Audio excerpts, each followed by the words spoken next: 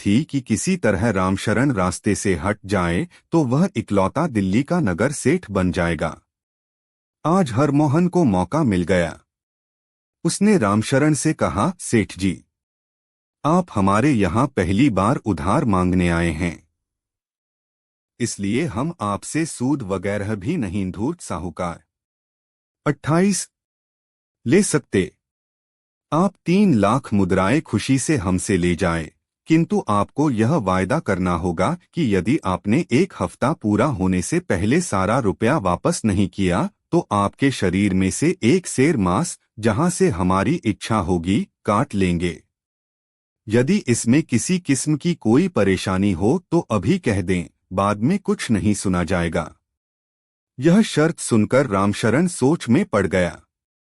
वह हरमोहन के इस प्रकार के कई निर्दयतापूर्ण कारनामों के मामले सुन चुका था, लेकिन यह सब जानते हुए भी वह धन लेने को मजबूर था। उसे विश्वास था कि हफ्ते के पूर्व धन अवश्य आ जाएगा। यह धूर्त साहूकार 29 सोचकर उसने इकरारनामे पर अपने हस्ताक्षर कर दिए। धन उसे मिल गया, जिसे उसने हुंडी वालों को दे दिया। संयोग से रामशरण को बाहर से जो धन आने की उम्मीद थी वह न आ पाया। इधर-उधर से 3 लाख मुद्राएं और सूद इकट्ठा करके उसने हरमोहन के यहाँ भिजवा दिया। उसी दिन हफ्ता पूरा हुआ था, लेकिन हरमोहन को धन नहीं, रामशरण की जान चाहिए थी। उसने यह कहकर धन वापस कर दिया कि 1 हफ्ते से पहले धन लौटाने का वादा किया था। इसलिए इकरारनामे के अनुसार अब मैं रामशरण के शरीर से एक सेर मांस लूंगा और मैंने अदालत में मुकदमा दायर कर दिया है।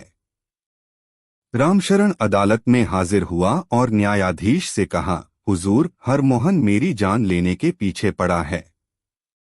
मैंने तो इसे ठीक उसी दिन, जिस दिन हफ्ता खत्म होने को था, उधार लिया हुआ धन सूद समेत भेज दिया था, लेकिन इसने वापस कर दिया और कहा कि 1 हफ्ते के पूर्व ही मिल जाने पर अपनी शर्त के मुताबिक ऋण वापस ले लेता, किंतु समय बीत चुका है, अब वह धन नहीं लेगा। रामशरण ने फिर कहा, हुजूर, अगर यह स्वीकार करें तो मैं अब भी उसका धन सूद के साथ देने को तैयार हूं। हरमोहन ने यह मानने से इनकार कर दिया। न्यायाधीश ने शर्त के मुताबिक एक सेर मांस लेने का हुक्म हरमोहन को दिया, लेकिन रामशरण मांस देने को राजी नहीं हुआ और उसने अपनी अपील अकबर बादशाह के दरबार में दायर की। अकबर बादशाह ने ऐसी शर्त पहले कभी नहीं सुनी थी। उन्हें बड़ा आश्चर्य हुआ। उन्हें भी समझ नहीं आ रहा था कि इस मामले में आखिर क्या किया जाना चाहिए। उनसे इसका फैसला करने को कहा गया तो अकबर बादशाह समझ गए कि इसका न्याय केवल बीरबल कर सकते हैं। यह सोचकर अकबर ने उसी क्षण बीरबल को बुलाया और उन्हें न्याय करने की आज्ञा दी। अकबर बादशाह का आदेश पाकर बीरबल ने हरमोहन को बुलवाया और उससे सच्ची बात बताने के लिए कहा। जवाब में हरमोहन ने शर्त वाला इकरारनामा सामने रखकर कहा, तय समय जो 1 हफ्ता था खत्म हो चुका है और रामशरण धूर्त साहूकार ने धन अभी तक वापस नहीं किया। इसीलिए इकरार के अनुसार मैं एक सेर मांस इसके शरीर के किसी भी हिस्से से काट लेने का हकदार हूं। बीरबल ने हरमोहन से कहा, क्या तुम्हें अपना कुल धन मैं सूद के लेना कबूल है? हरमोहन तो रामशरण की जान का प्यासा था, न कि धन का। अतः उसने साफ इनकार कर दिया। तब बीरबल ने आदेश देते हुए कहा, मुझे न्यायाधीश का फैसला स्वीकार है। क्या कर सकते हैं, इकरारनामा जो कहता है वह करना पड़ेगा।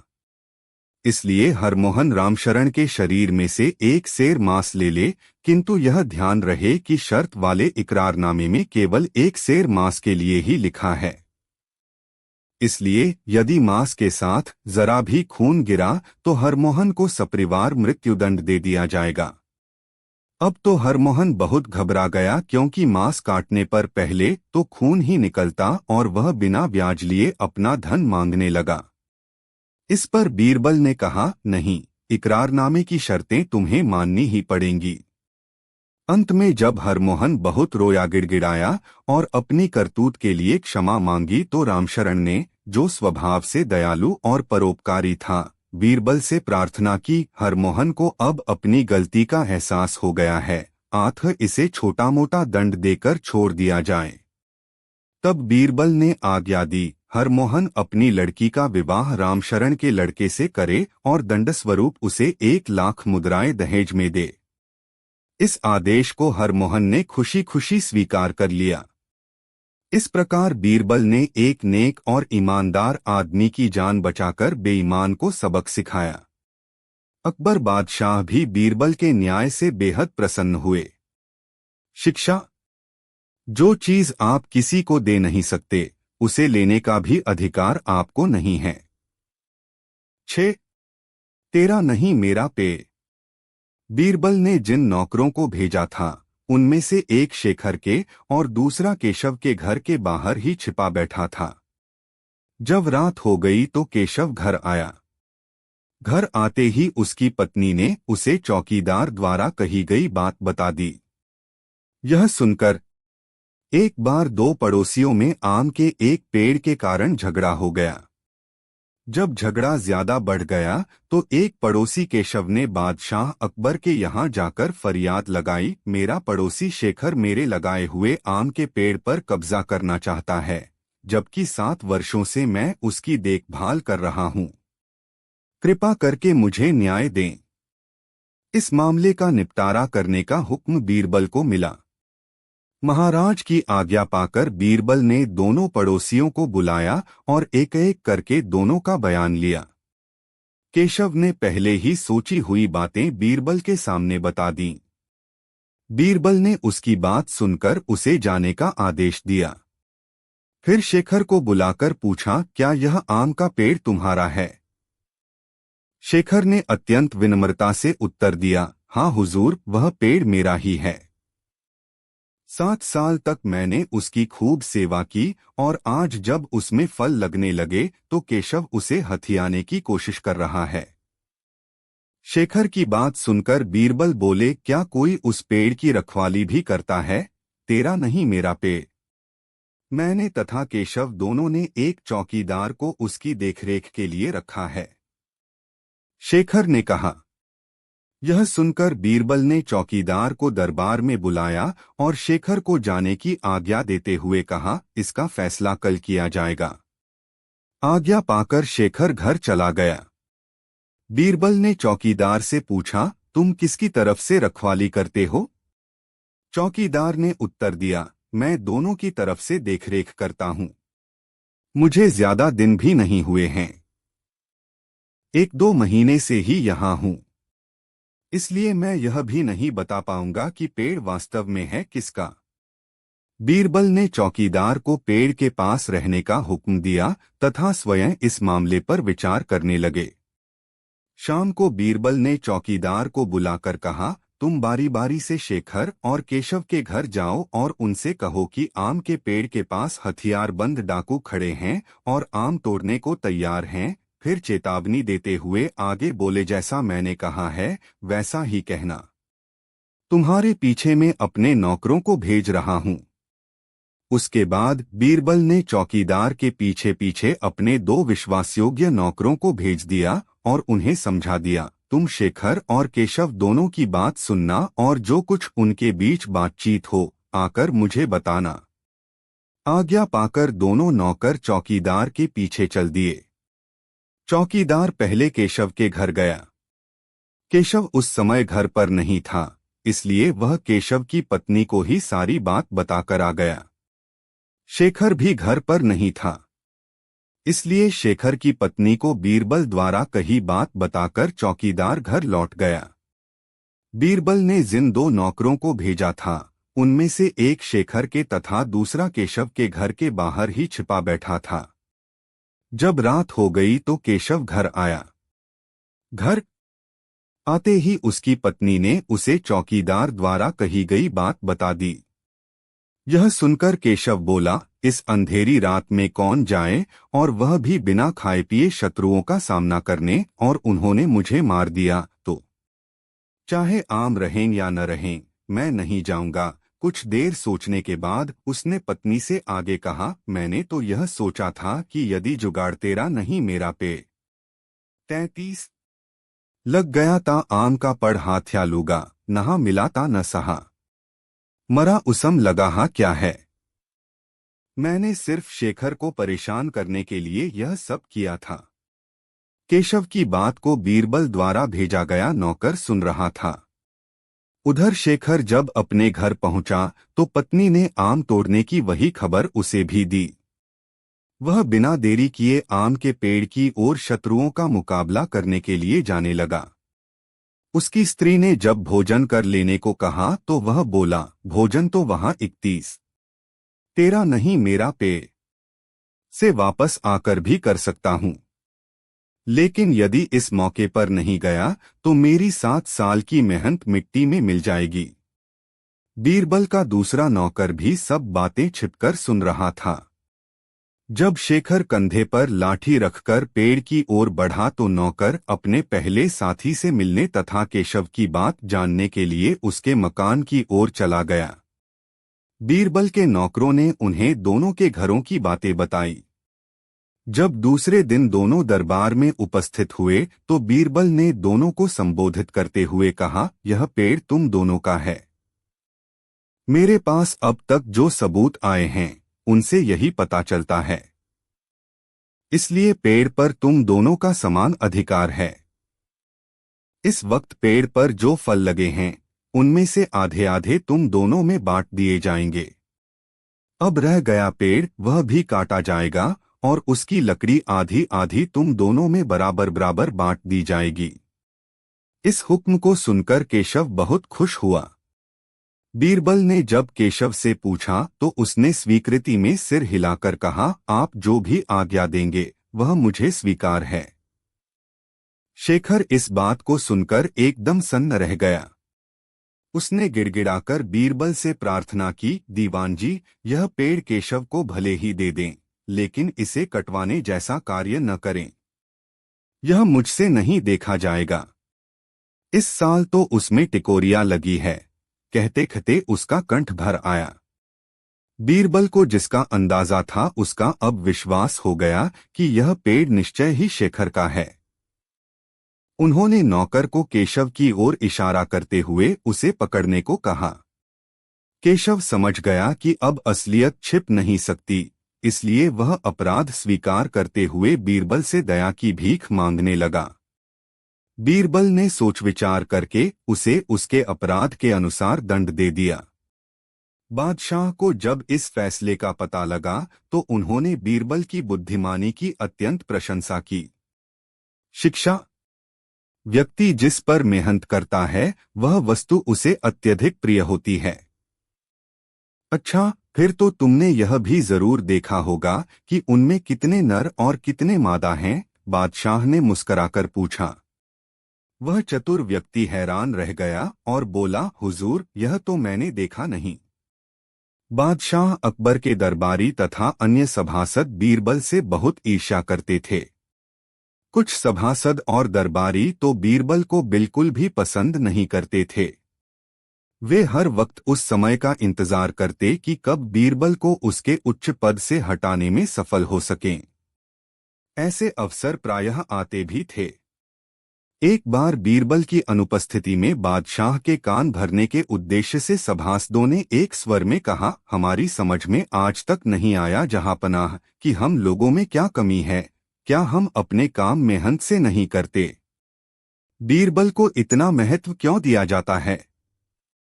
हम लोग उससे कहीं अधिक पढ़े लिखे हैं, बुद्धिमान हैं तथा उच्च समझ वाले हैं। उनकी बातें सुनकर बादशाह मुस्कराने लगे। बादशाह को मुस्कराता देख एक सभासद बोला, जहांपनाह, बीरबल से आपको इतना लगाव क्यों है? क्या वह हमसे ज्यादा पढ़ा लिखा है? नहीं, इसके अलावा बहुत फर्क है उसमें और आप लोगों में। बादशाह ने इस बार भी मुस्कराकर कहा। हमें जानने की इच्छा है हुजूर, सभासद एक साथ बोले। अच्छा, फर्क जानना चाहते हो? बादशाह ने रौबदार अंदाज में कहा। 36 बीरबल की योग्यता। हाँ हुजूर, सभासद बोले। बादशाह तुरंत बोले, फर्क दिखाया जाएगा। हाँ। इसी समय बीरबल के पास सूचना दी कि वह 7 दिनों के लिए छुट्टी पर रहे तथा दरबार में न आए। तुम लोग में जो सबसे चतुर हो वह उनके स्थान पर काम करे। इस 1 हफ्ते में हम फर्क का एहसास करा देंगे। ऐसा ही किया गया। एक नौकर ने जाकर बीरबल को 1 हफ्ते छुट्टी को खबर दी। उन लोगों में जो सबसे चतुर था उसे बीरबल के स्थान पर नियुक्त कर दिया गया। बादशाह उन सबकी परीक्षा लेने का उचित अवसर खोजने लगे। 1 सप्ताह खत्म होने ही वाला था कि बादशाह ने दरबारियों को एकत्र करके उनके द्वारा चुने गए उस चतुर व्यक्ति से कहा, हमारे महल के पिछले हिस्से में कुतिया के कूक करने की आवाजें आती रहती हैं। देखकर आओ, माजरा क्या है। जो आज्ञा हुजूर, कहकर चतुर व्यक्ति चला गया। थोड़ी ही देर बाद वह लौटा। बादशाह ने मुस्कराकर पूछा, क्या माजरा है। बीरबल की योग्यता 37। नए चतुर दीवान ने कहा, कुतिया ने बच्चे दिए हैं हुजूर, वे ही केके करते रहते हैं। वे कितने बच्चे हैं। बादशाह ने पूछा। हुजूर, मैंने तो गिने नहीं, दीवान बोला। जाओ गिनकर आओ, महाराज ने कहा। व्यक्ति आज्ञा पाकर दोबारा गया और थोड़ी देर बाद लौटकर बोला, जहांपना, कुतिया ने 5 बच्चे दिए हैं। मैं स्वयं गिनकर आया हूं। गिन आए। महाराज ने पूछा। जी हाँ, दीवान बोला। अच्छा, फिर तो तुमने यह भी जरूर देखा होगा कि उनमें कितने नर हैं और कितने मादा। बादशाह ने मुस्कराकर पूछा। वह चतुर व्यक्ति हैरान रह गया और बोला, हुजूर, यह तो मैंने देखा नहीं। देखकर आओ। वह व्यक्ति तीसरी बार गया और बच्चों को देखकर आने के बाद बोला, हुजूर, 2 नर और 3 मादा। अच्छा, जो नर हैं उनके रंग कैसे कैसे हैं। जी, वह व्यक्ति पुनः वहां जाने के लिए मुड़ा। मैंने दोनों नर बच्चों के रंग पूछे हैं। बादशाह ने फिर से कहा। जी, इस बात पर तो मैंने ध्यान नहीं दिया। वैसे उनमें से एक तो काला है, एक शायद सफेद। में एक बार फिर देख आता हूं। इस प्रकार वह चतुर व्यक्ति चौथी बार गया और वापस लौटकर बताया, एक नर काला सफेद है और दूसरा बादामी। मादा में से 2 काली और 1 बादामी है। बैठ जाइए, बादशाह ने कहा। वह व्यक्ति बैठ गया। अब बीरबल को यहां बुलाया जाए। बादशाह ने एक नौकर को आदेश दिया। नौकर बीरबल को बुलाकर लाया। बीरबल ने आते ही कहा, हुजूर, अभी तो 1 दिन और बाकी है। मैं परसों अपने आप ही आ जाता। 38। बीरबल की योग्यता। जरूरी काम है, महाराज ने कहा। मैं क्या सेवा करूं बताइए। बीरबल ने नम्र भाव से कहा। हमारे महल के पीछे के भाग में कभी कृतियों के भौंकने की, कभी क के बच्चों की हुहू की, कभी गुरनी की आवाजें आती हैं। देखकर आओ, मही क्या है। जरा जल्दी लौटना। अच्छा जहांपनाह। बीरबल चले गए और थोड़ी देर बाद लौटे। बादशाह प्रश्न किया, क्या माजरा है। महाराज, वहां एक कुतिया ब्याई है। उसने 5 बच्चे दिए हैं। वे सब हूं करते रहते हैं। उनकी सुरक्षा में रात में कुतिया गुर्राती या भौंकती होगी और कोई छाप बात नहीं है वहां। महाराज ने फिर पूछा, 5 बच्चे हैं, उनमें से कितने नर और कितने माए हैं। 2 नर 3 मादा हैं, बीरबल ने बताया। उनका रंग कैसा है। एक नर काला सफेद, दूसरा बादामी। 2 मादा काली और 1 बादामी है। बीरबल का उत्तर सुनकर बादशाह बहुत खुश हुए। उन्हें स्वयं पर गर्व महसूस हुआ कि उन्हें एक बुद्धिमान व्यक्ति मिला है जो उनके कार्य को देखता है। अपनी खुशी को दबाते हुए वह बोले, अब तुम लोग समझ गए होगे कि तुम में और बीरबल में क्या फर्क है। क्यों श्रीमान जी। जी, उस व्यक्ति का सिर झुक गया। जिस काम को वह 4 बार में कर सका और 2.5 घंटा लगाया, बीरबल ने एक ही बार में केवल आधे घंटे में कर दिया था। वह समझ गया कि उनमें और बीरबल में क्या फर्क है। बीरबल ने जो मान सम्मान पाया है, अपनी योग्यता के बल पर पाया है। शिक्षा। व्यक्ति योग्यता के बल पर सभी जगह सम्मान पाता है। सबसे बड़ी चीज गर्ज। बादशाह की बात सुनकर वे चारों घबरा गए। उनमें से एक ने हिम्मत करके कहा, प्रश्न पूछिए बादशाह सलामत। संसार में सबसे बड़ी चीज क्या है? बादशाह ने सवाल पूछा। एक ने कहा, खुदा की खुदाई सबसे बड़ी चीज है। बादशाह अकबर बहुत हंसमुख स्वभाव के थे। वह अक्सर ऐसी बातें पूछा करते थे जिनका जवाब विद्वान से विद्वान व्यक्ति भी देने में असफल हो जाते थे। अकबर को पहेलियां पूछने का बहुत शौक था। अकबर की अधिकतर पहेलियों का उत्तर बीरबल ही दे पाते थे। इसलिए अकबर बादशाह उनसे बहुत प्रसन्न रहते थे। इसी कारण अन्य सभासद बीरबल से जलन की भावना रखते थे। एक दिन बीरबल दरबार में उपस्थित नहीं थे। मौका पाकर सभी सभासद बीरबल के विषय में अकबर के कान भरने लगे। सभी बीरबल के कामों की बुराई कर रहे थे। अकबर बादशाह को यह सब अच्छा नहीं लग रहा था, क्योंकि वह बीरबल को दिल से प्यार करते थे और उनके खिलाफ कुछ भी सुनना पसंद न था। आठ बादशाह ने अपने सभासदों से कहा, तुम लोग बेवजह बीरबल की बुराइयां कर रहे हो। सच तो यह है कि बीरबल तुम लोगों से काफी चतुर और बुद्धिमान हैं। यह सुनकर सभासद बोले, बादशाह सलामत।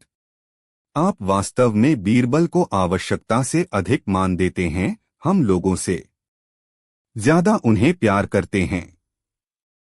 मुस्लिम होते हुए भी आपने एक हिंदू को बहुत सिर चढ़ा रखा है। यह सुनकर अकबर को अच्छा न लगा। उस दिन जब सभा समाप्त होने का समय आया तो अकबर बादशाह ने अपने उन 4 सभासदों से कहा, देखो आज बीरबल तो यहाँ है नहीं, तो तुम्हारे पास 40 सबसे बड़ी चीज गर्ज को साबित करने का अच्छा मौका है। इसके लिए मुझे अपने एक सवाल का जवाब चाहिए। यदि तुम लोगों ने मेरे प्रश्न का सही उत्तर दिया तो तुम्हें बीरबल के समान सम्मान मिलेगा, और यदि सही उत्तर नहीं दिया तो मैं तुम चारों को फांसी की सजा दूंगा। सोच विचार कर 3 दिन बाद वह बादशाह के सामने जाकर हारे हुए अंदाज में बोला, हुजूर, गुस्ताखी माफ हो। इस कोयले के 10,000 अशर्फी कोई नहीं दे सकता। यह तो एक अशर्फी का भी नहीं है। तब बादशाह ने हंसते हुए कहा, घबराने की कोई बात नहीं, आप दरबार में तशरीफ लाइए। आगे की बात दरबार में सबके सामने होगी। एक जादुई धुन में 11 उतरे हुए चेहरे के साथ साले साहब दरबार में पहुंचे। सभी दरबारी उनको बहुत अधिक दुहखी देख उनके दुहख का कारण पूछने लगे, तो साले साहब ने अपना सिर चकराने का बहाना बनाया। तभी बादशाह अकबर दरबार में तशरीफ लाए। दरबार के जरूरी कार्यों को निपटाकर बादशाह ने अपने साले साहब की तरफ देखकर इशारा किया। तब इशारा समझकर साले साहब ने एक दरबारी को वह कोयले की डली देकर बादशाह के सामने पेश करने को कहा। विशेष दरबारी ने कोयले की डली बादशाह के सामने पेश कर दी। बादशाह उस कोयले की डली की ओर इशारा करते हुए बीरबल से बोले, बीरबल, तुम इस कोयले को कितने दाम में बेच सकते हो? जितने में आप चाहेंगे जहांपनाह, उतने ही में बेच दूंगा, बीरबल ने तपाक से उत्तर दिया। बादशाह ने कहा, मैं इसे 10,000 अशर्फी में बेचना चाहता हूं। बीरबल ने जो हुक्म कहकर वह डली ले ली। बादशाह ने फिर कहा, बीरबल, आपको यह सबूत भी लाना होगा कि फलां जगह और फलां आदमी को इसको बेचा। बीरबल ने यह भी मंजूर कर लिया और अपने स्थान पर बैठ गए। दरबार से लौटकर बीरबल ने एक दर्जी को मखमल का ढीला कुर्ता पाजामा और टोपी सिलने का आदेश दिया। एक नौकर से कोयले की डली को काफी बारीक पिसवाया। कोयले के चूर्ण को एक खूबसूरत जवाहरात की डिब्बी में रखा। उसके बाद उस डिब्बी को एक सोने की डिब्बी के अंदर रखा। उसके बाद उस डिब्बी को एक बड़ी चांदी की डिब्बी के अंदर रखा। इस प्रकार उस डिब्बी को उन्होंने 7 धातुओं की सुंदर और चमकदार डिब्बियों के अंदर रख लिया। उसके बाद उस डिब्बी को एक चमड़े की पेटी में रख लिया। यह सब करने के उपरांत उन्होंने एक काली आबनूस की हीरे पन्ने के नगों से जड़ी हुई छड़ी निकाली, जिसकी मूठ सोने की थी। इतने में ही दर्जी कपड़े ले आया। समय बादशाह ने कुछ विचार करते हुए अपनी कनीज को कोयले की डली लाने का हुक्म दिया। वह कनीज कोयले की डली को एक बहुत ही सुंदर रकाबी में रखकर बादशाह के सामने उपस्थित हुई। बादशाह वह कोयले की डली अपने साले साहब को देते हुए बोले, साले साहब, अगर आप 3 दिन के अंदर अंदर इस कोयले की डली को 10,000 अशर्फी में किसी को भी बेच आए तो हम आपको बीरबल से ज्यादा होशियार समझेंगे। यही आपकी परीक्षा है। बादशाह की बात सुनकर साले साहब बड़े असमंजस में पड़ गए और अपने घर चले गए। वह मन ही मन कहने लगे, या अल्लाह, इस कोयले के बदले तो कोई एक अशर्फी भी नहीं देगा। भला यह 10,000 अशर्फी में कैसे बिक सकता है? मैं इस परीक्षा को कैसे पूरा करूं? बादशाह ने बीरबल को अपने से जुदा न करने के लिए ही ऐसी योजना बनाई है। लेकिन बीरबल भी इस कोयले को 10,000 अशर्फी में बेच नहीं सकता। क्यों न मैं बादशाह के पास जाकर इस बात को कहूं। इस प्रकार सोच विचार कर 3 दिन बाद वह बादशाह के सामने जाकर हारे हुए अंदाज में बोला, हुजूर, गुस्ताखी माफ हो। इस कोयले के 10,000 अशर्फी कोई नहीं दे सकता। यह तो एक अशर्फी का भी नहीं है। तब बादशाह ने हंसते हुए कहा, घबराने की कोई बात नहीं, आप दरबार में तशरीफ लाइए। आगे की बात दरबार में सबके सामने होगी, एक जादुई धुन में। 11 उतरे हुए चेहरे के साथ साले साहब दरबार में पहुंचे। सभी दरबारी उनको बहुत अधिक दुहखी देख उनके दुहख का कारण पूछने लगे, तो साले साहब ने अपना सिर चकराने का बहाना बनाया। तभी बादशाह अकबर दरबार में तशरीफ लाए। दरबार के जरूरी कार्यों को निपटाकर बादशाह ने अपने साले साहब की तरफ देखकर इशारा किया। तब इशारा समझकर साले साहब ने एक दरबारी को वह कोयले की डली देकर बादशाह के सामने पेश करने को कहा। विशेष दरबारी ने कोयले की डली बादशाह के सामने पेश कर दी। बादशाह उस कोयले की डली की ओर इशारा करते हुए बीरबल से बोले, बीरबल, तुम इस कोयले को कितने दाम में बेच सकते हो? जितने में आप चाहेंगे जहां पनाह, उतने ही में बेच दूंगा, बीरबल ने तपाक से उत्तर दिया। बादशाह ने कहा, मैं इसे 10,000 अशर्फी में बेचना चाहता हूं। बीरबल ने जो हुक्म कहकर वह डली ले ली। बादशाह ने फिर कहा, बीरबल, आपको यह सबूत भी लाना होगा कि फलां जगह और फलां आदमी को इसको बेचा। बीरबल ने यह भी मंजूर कर लिया और अपने स्थान पर बैठ गए। दरबार से लौटकर बीरबल ने एक दर्जी को मखमल का ढीला कुर्ता पाजामा और टोपी सिलने का आदेश दिया। एक नौकर से कोयले की डली को काफी बारीक पिसवाया। कोयले के चूर्ण को एक खूबसूरत जवाहरात की डिब्बी में रखा। उसके बाद उस डिब्बी को एक सोने की डिब्बी के अंदर रखा। उसके बाद उस डिब्बी को एक बड़ी चांदी की डिब्बी के अंदर रखा। इस प्रकार उस डिब्बी को उन्होंने 7 धातुओं की सुंदर और चमकदार डिब्बियों के अंदर रख लिया। उसके बाद उस डिब्बी को एक चमड़े की पेटी में रख लिया। यह सब करने के उपरांत उन्होंने एक काली आबनूस की हीरे पन्ने के नगों से जड़ी हुई छड़ी निकाली, जिसकी मूठ सोने की थी। इतने में ही दर्जी कपड़े ले आया। उन कपड़ों में भी बीरबल ने जगह जगह कीमती जवाहरात और नग जड़ लिए। गले में भी बेशकीमती नगों की मालाएं पहन लीं। फिर हीरे पन्ने जड़े हुए कपड़े पहने और हाथ में छड़ी लिए बीरबल मुंबई पहुंचे। वे एक सराय में जाकर रुक गए और शहर में मुनादी करा दी कि बगदाद से एक सुरमे वाला आया है। उसके पास ऐसा सुरमा है जिसे लगाने से उसके मरे हुए घर वाले दिखाई देने लगते हैं। उस आला दर्जे के सुरमे की एक सलाई की कीमत 10,000 अशरफी है। एक जादुई धुन में यह मुनादी सुनकर शहर भर में हंगामा हो गया। हर आदमी अपने मृत परिजन को देखने के लिए व्याकुल होने लगा। सब बहुत हैरान थे कि ऐसी भी कोई चीज हो सकती है जो मरे लोगों को दिखा सके। उड़ते उड़ते यह खबर एक बड़े मारवाड़ी सेठ तक पहुंची। उस सेठ ने नौकर को सुरमे वाले को बुलाने के लिए सराय भेजा। नौकर ने सराय में पहुंचकर बीरबल को सेठ जी का संदेशा बताया।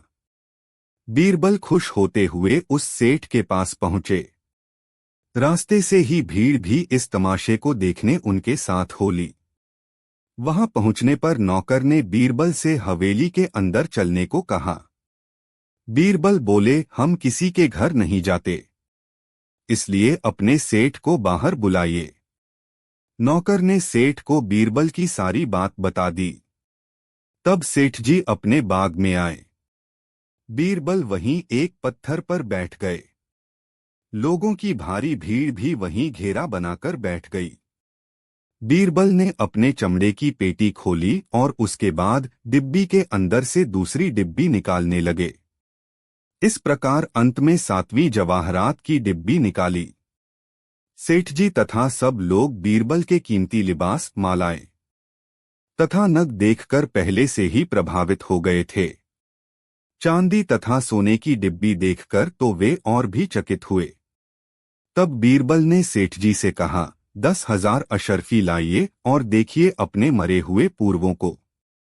सेठ जी ने 10,000 अशरफी मंगवाकर बीरबल को दे दर दी, जिन्हें बीरबल ने संभाल कर एक पोटली में रख दिया। फिर एक सीपी की बनी सलाई निकाली और सुरमे से लपेटकर सेठ की आंखों के पास लाकर बोले, सेठ जी, इस सुरमे की तारीफ यह भी है कि इससे उसी आदमी को अपने बुजुर्ग दिखाई देते हैं जो अपने माँ बाप से पैदा हो, दोगले को नहीं। यह कहकर बीरबल ने सेठ की आंखों में सलाई का सुरमा लगा दिया और बोले, कहिए सेठ जी, आपको आपके बुजुर्ग दिखाई दे रहे हैं या नहीं? सेठ जी को कुछ भी नहीं दिखाई दे रहा था। अब वे सुरमे वाले की अशरफी ठगने की चाल समझ गए थे, लेकिन अब वह कर भी क्या सकते थे।